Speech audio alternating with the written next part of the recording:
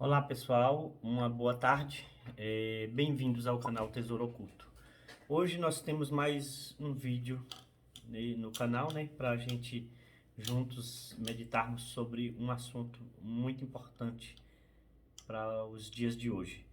Eu escolhi o tema em Daniel, capítulo de número 12, vamos ler um trecho da Bíblia comigo. E diz assim: naquele tempo se levantará Miguel, o grande príncipe, que se levantará a favor dos filhos do teu povo. E haverá um tempo de angústia, a qual nunca houve desde que houve nação, até aquele tempo. Mas naquele tempo livrar-se-á o teu povo, todo aquele que for achado escrito no livro. E muitos dos que dormem no pó da terra ressuscitarão, uns para a vida eterna, outros para a vergonha eterna e desprezo eterno. E os que forem sábios, pois resplandecerão como o fulgor do firmamento, e os que muitos ensinam a justiça, como as estrelas, sempre e eternamente. E tu, Daniel, encerra estas palavras e sela este livro até o fim do tempo. Muitos correrão de uma parte para outra, e a ciência se multiplicará.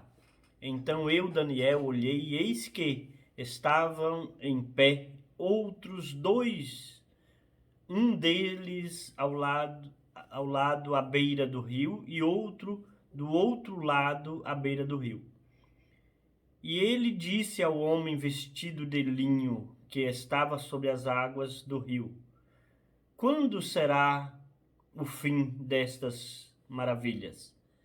E ouvi o homem vestido de linho que estava sobre as águas do rio, o qual levantou ao céu a sua mão direita e a sua mão esquerda, e jurou por aquele que vive eternamente, que isso seria para um tempo e tempos e metade do tempo. E quando tiverem acabado de espalhar ou acabar o poder do povo santo, todas essas coisas serão cumpridas. O assunto de hoje eu quero abordar sobre o arrebatamento da igreja. Quando será? Eu quero falar desse tema, pois existe linhas de pensamento e que diverte da minha linha de pensamento. A maioria dos teólogos, conversando com pessoas que fizeram teologia, diz que a teologia ela deixa aberto as três hipóteses: pré-tribulacionistas, tribulacionistas e pós-tribulacionistas. Ou seja, alguns creem, inclusive a maioria, inclusive ministérios grandes, acreditam que a igreja será arrebatada pré-tribulacionistas, que antes da tribulação. Algumas outras pessoas creem que será no tempo da tribulação e outros acreditam que depois da tribulação. Eu advirjo dos que pensam tanto pré como pós. Eu acredito que Jesus virá no tempo da tribulação buscar a sua igreja. Deixo aqui o meu pensamento pessoal e não quero falar como líder, mas sim como uma posição pessoal minha, porque não quero influir aqueles que pensam diferente. Porém, as pessoas que pensam diferente, isso é grave? Não. Isso te condena à perdição ou à salvação porque você acredita diferente? Não. Mas pode também influir na sua salvação? Sim, pode influir também na sua salvação. Qual é a posição? Por quê? A pessoa que acredita que, como os ministérios grandes anunciam e ensinam, e a maioria da teologia, que a Deus de forma nenhuma iria permitir que a sua igreja seja provada ou passe por provações. A maioria pensam dessa forma, ou seja, na onde que o noivo deixaria a sua noiva passar por dificuldades, sendo que ele tem poder para livrá-la? mas eu penso diferente e advirto que as pessoas que mesmo que aprenderam dessa forma, não fiquem despercebidos. Vamos ler no livro de Mateus, capítulo de número 24. Mateus 24. Vamos ler apenas poucos versículos, porque o tempo é curto. Então diz assim, e versículo 21. Porque haverá então grande aflição, a mesma coisa que Daniel disse, como nunca se houve, desde o princípio do mundo até agora. Nem tão pouco haverá. E se aqueles dias não fossem abreviados, nenhuma carne se salvaria. Mas por causa dos escolhidos, serão abreviados aqueles dias. Então, se alguém vos disser ele que o Cristo está ali, não vá, não acrediteis, porque surgirão falsos cristos e falsos profetas, e farão tão grandes sinais e prodígios que, se possível for, enganaria até os escolhidos.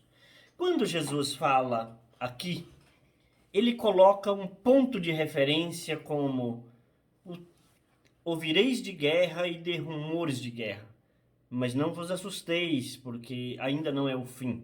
Mas quando o evangelho for pregado a toda criatura, então virá o fim. E Jesus começa a falar que haverá nação contra nação, reino contra reino, pestes, fome e guerra. Então Jesus colocou a guerra como um ponto de referência para que a gente pudesse se basear de que tempo que começaria o princípio de dores. O princípio de dores seria dificuldade. E claro que quem sabe que as guerras são dificuldades mesmo. Primeiro, a guerra ela traz dificuldades aos países envolvidos diretamente na guerra. Morte de inocente, morte de pessoas que nós repudiamos e condenamos isso, porque vai contra os nossos conceitos de fé. Mas a guerra tem que acontecer sim, porque Jesus disse que haveria esse tempo.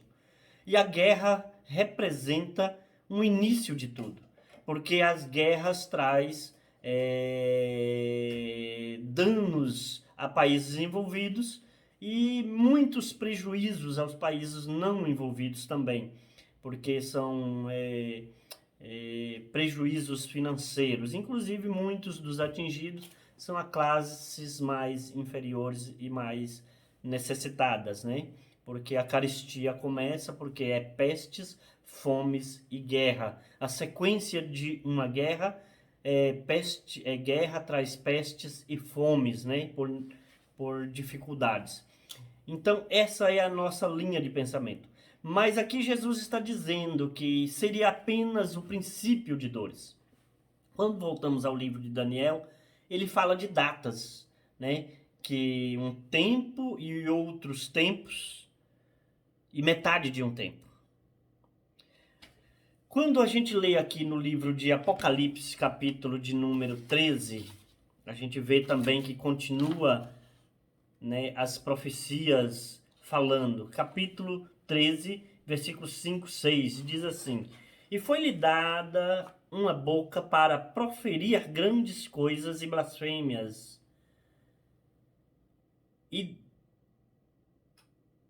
deu-se-lhe poder para agir por 42 meses.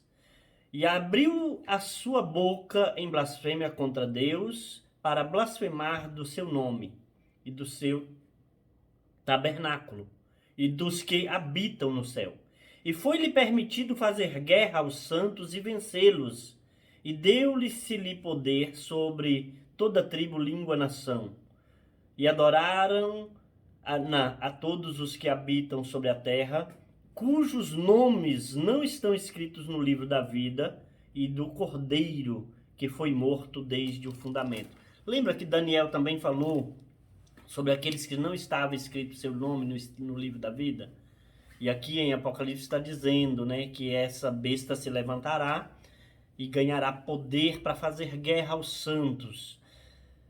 Então, na verdade, as guerras produzem, né, dificuldades, tempos de dores, mas a tribulação vem em seguida. E é tanto que eu acredito que no meu conceito de fé, que a igreja entrará na tribulação. Mas aqui está dizendo que o próprio Jesus, ele vai abreviar os tempos. E quando a gente lê em Apocalipse, está dizendo ali sobre 42 meses, que dá 3 anos e meio. No nosso conceito de fé, no meu conceito de fé, a tribulação seria um tempo de 7 anos. E que Jesus, pela sua misericórdia, vendo que a igreja não tem estrutura para suportar atravessar a tribulação, ele virá antecipadamente, porque ele vê que nenhuma carne se salvaria ou suportaria a grande tribulação, porque nunca se houve e nunca haverá tribulação tal. Tribulação é perseguir a nossa fé. Igrejas são caçadas os seus CNPJs, empresas serão caçados seus CNPJs, a ponto de não ter direito de comprar e nem vender aqueles que não aceitarem o sinal. E os que aceitarem o sinal não terá parte no reino do céu.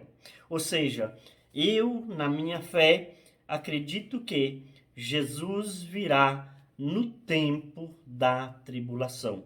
Então, se você aprendeu diferente, isso compromete a sua salvação? Não. Mas pode também comprometer? Sim.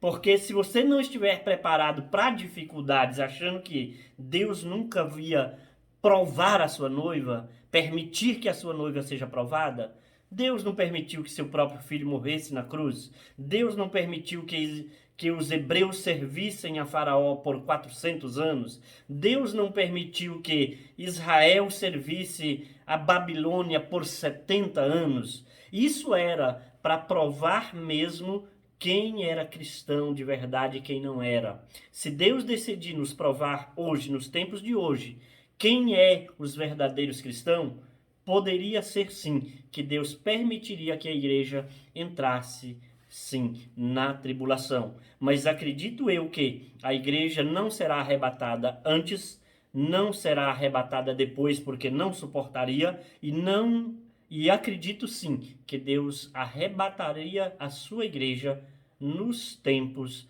da grande tribulação, porque Deus sabe até onde a sua igreja iria suportar as provações e as perseguições. Por isso esteja percebido, né? Se você aprendeu diferente, aprenda que pode ser que aquilo que você aprendeu não seja a realidade da vida atual, do nosso momento ou daqui para frente. Então esteja percebido, não deixe que ninguém te engane.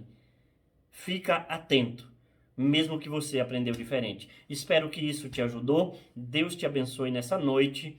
Não deixe de nos ajudar seguindo no canal Tesouro Oculto. Deus abençoe a sua vida.